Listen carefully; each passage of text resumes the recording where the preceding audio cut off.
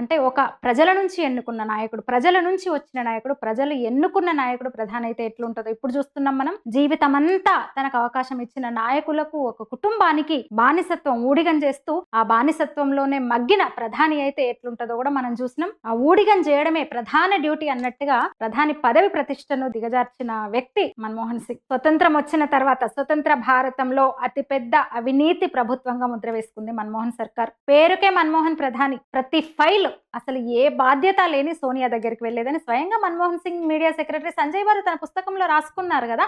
ఆయన ప్రధాని, ఆయన ఆధీనంలో ఉన్న మంత్రుల శాఖలతో సహా అందరి మీద అవినీతి ఆరోపణలు వచ్చినాయి.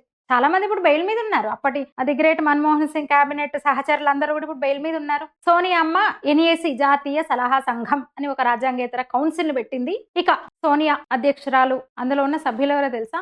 దానికి హర్ష మంధర్, జాన్ దయాల్, యోగేంద్ర యాదవ్, అరుణా రాయ్.